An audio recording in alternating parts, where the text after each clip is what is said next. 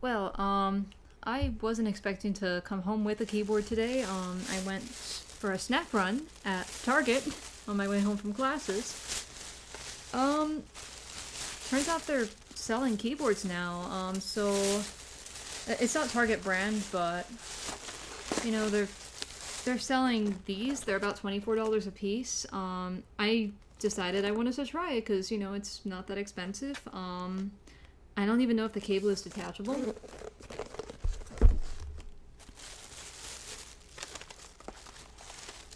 And then I got like these cute little guys for Halloween. These would actually go really nicely with my Reverie set. And these just kind of look sleek overall. These are like $4 a piece, the keycap packs. And again, this keyboard is $24. It's from a brand called North. I don't know if this is hot swappable. I don't know if this even has a detachable cable. I don't know if it has Bluetooth. Oh wait, yeah, it's not Bluetooth, it's wired. But anyway, $24. These are like $4 a piece. This kind of came out to about $36. Anyway, this is the... I'm not even sure this really has much of a name. It's from North and it's just labeled as a compact mechanical keyboard. It's 65% with a knob, which I assume controls, volume and lighting. I'm fairly certain it's made of plastic, but I haven't opened the box yet. So let's see how it looks after we open the box. Is there any more tape? No, I think that's the last tape. So let's open this up.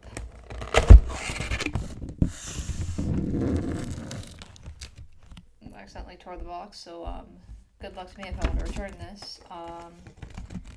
Here is the user manual I'm reading right now.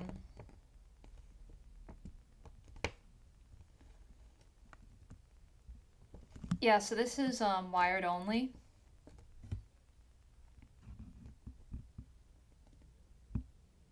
I do not have a USB-A port, but I do have an adapter, so that should be fine.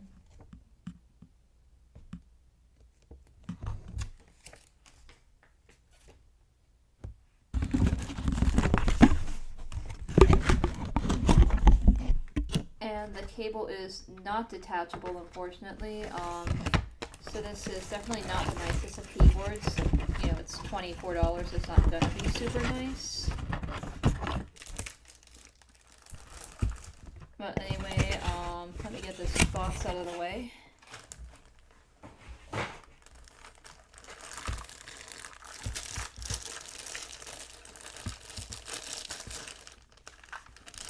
This is the keyboard right here. Nothing special, it's plastic. Unapologetically plastic, in fact, it's pingy. As well, so I know the switches definitely aren't lube. Let's see what's in here. So it's some pretty basic Altemu reds. I guess I'm gonna kind of figure out, actually the switch puller is better, if this thing is hot swappable. And the answer is... no, it is not hot swappable. Okay, so this is very bare bones, very basic. So yeah, not necessarily something I'd recommend, but it does look pretty nice for a $24 keyboard. Alright, so this is what it looks like plugged in. Plugging it in was definitely it felt a little bit like gymnastics, simply because the cable once again is not detachable, and that means I have to move my computer over closer to actually plug in the keyboard. And then on top of that, the cable only has a USB-A end to it, so I have to plug it into an adapter every time I want to use it, which, that's not the end-all be-all, because most affordable cables don't have C to C unless you're looking at using a phone charger to connect your keyboard to your computer. This is more of a problem for Mac users, obviously. Windows users are fine. But anyway, it's got nice, pretty looking lights. The knob is also got a light around it. It controls volume. I hold it for 3 seconds. I'm actually not sure what it's supposed to do if I hold it for 3 seconds, so I'm going to try it again. So that's volume control.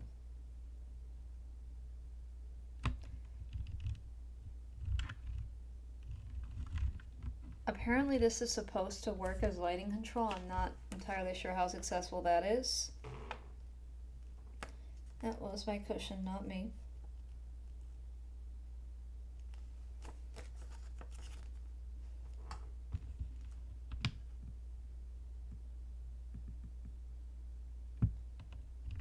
Alright, that's volume control.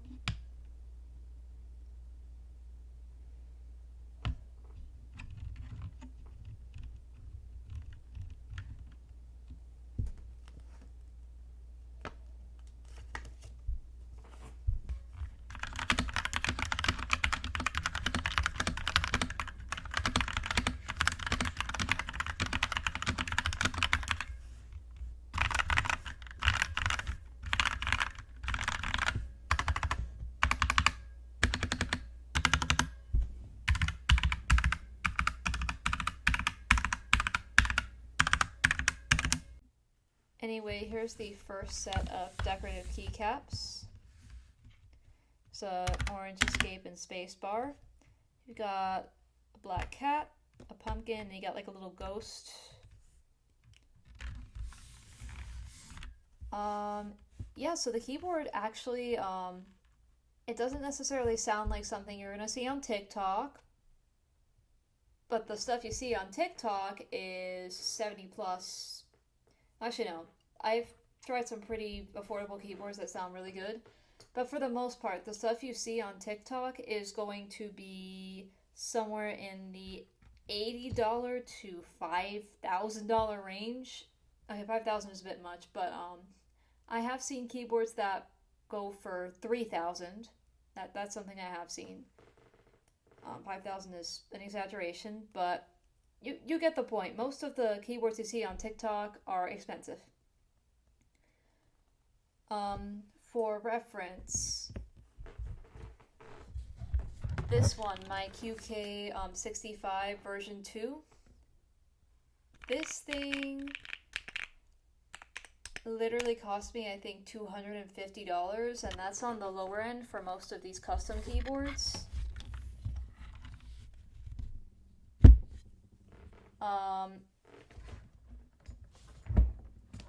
And then this green keyboard from Mormier, literally, the keyboard itself costs something like $80. But the switches are $60 and the keycaps are over $100. So once again, pretty expensive.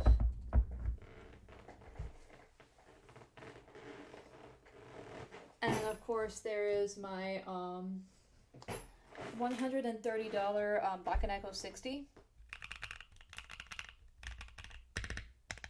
which stock sounded very, very, very hollow, had the same pinging problem.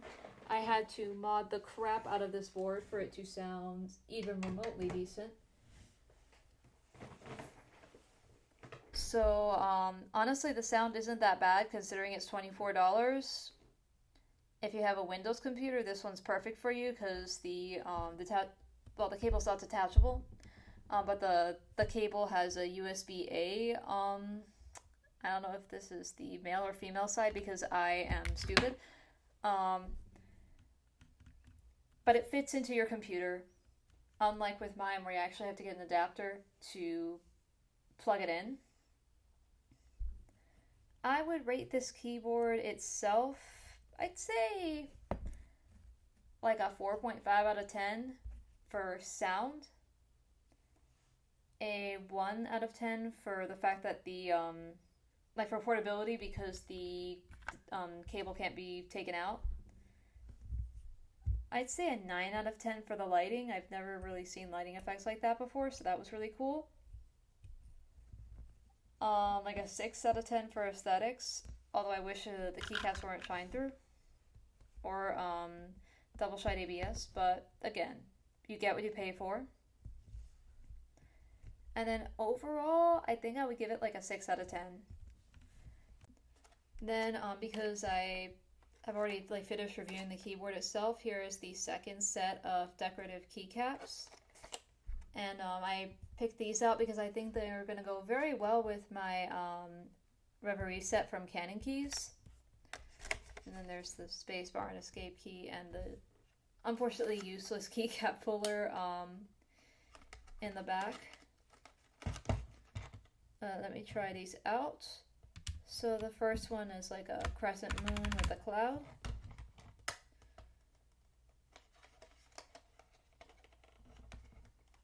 If I can get it out, the second one is sort of like a croissant shaped cloud with a little star on it.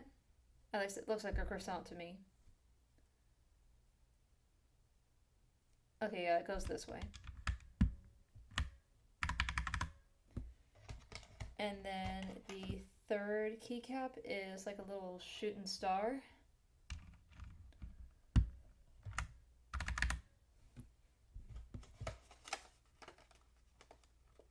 And then of course it also comes with a pretty standard shine through escape key.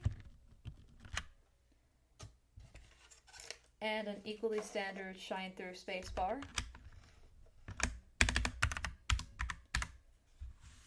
Again, not the fanciest ever, but I think they're cute. And these are made of plastic. They are not made of clay or rubber. So that's that accent set. Alright, and this is the last like accent set for the keycaps. This is the one that's supposed to look like wood, and that obviously wasn't properly covered because I just sort of ditched the actual covering when I opened the package. My bad. Then there's a space bar that's also supposed to look like wood. This one doesn't come with an escape key. But anyway, I'm going to stick these on and see how they look.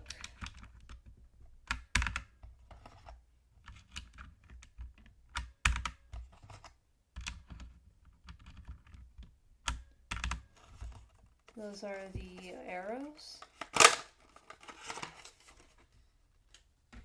And if I can go more than 5 seconds without dropping something, that would be great. And then the space bar.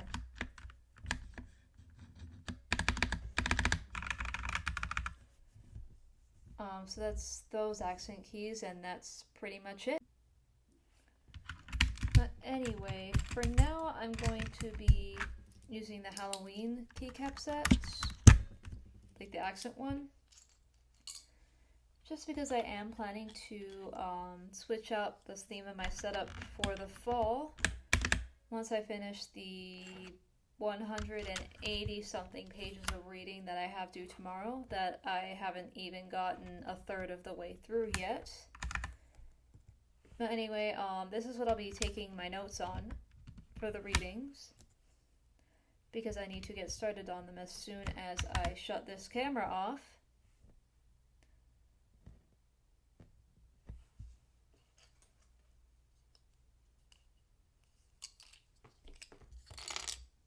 Anyway, I like the keyboard. It's not up to a keyboard enthusiast standard necessarily, but you know, it's pretty readily available. I mean, I got it at my local Target. So this is really an awesome starter keyboard for somebody who maybe is a bit skeptical about online purchases. I will say that it's definitely better than, you know, $130 something Razer Huntsman Mini that isn't even hot swappable, but, you know, again, costs $139 versus 24. And I'm dead serious. The only other available mechanical keyboard that I've seen being sold at Target stores is the Razer lineup. And I just find that up until their I think it's like their Black Widow V4 or something like that, the 75% one with the knob, none of them are hot swappable, which is honestly deplorable for the prices that they're asking for. I can take comfort, however, in the fact that this keyboard can be opened up so I can mod it. I can maybe fill it up with some foam to make it sound marginally less hollow. Not much I can do about the pingy switches because I actually have to desolder them, and I'm like terrified of a soldering iron. So that's pretty much it. It's a good keyboard. There are definitely significantly better options, but it's very nice for what it is. I will say that. And like they have like cute accessories for it, so that kind of makes me a little bit biased towards it. But yeah, it's okay. It's okay, it's good. Anyway, this was basically just me rambling for 25 minutes to avoid me doing my. Is this 25 minutes? I don't know. But this was me rambling for however long it was while trying to procrastinate doing my reading. Actually, I promise I'm going to do my reading after this, but if I had to compare the quality of it to any other keyboard, I would say it's pretty similar to the, what is it, like 60 something dollar Gamma KLK67? I think it was like $60, $70, and it sounded basically the same as this one, which, not sure what that says about the Gamma KLK67, but it makes this one look a hell of a lot better, so keep that in mind, that this is a better starter keyboard, I think, than the LK67 just because of the price point.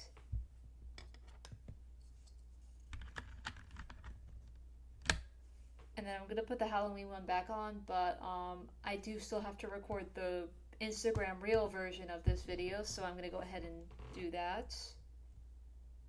Once I finish my reading, of course. Anyway, bye.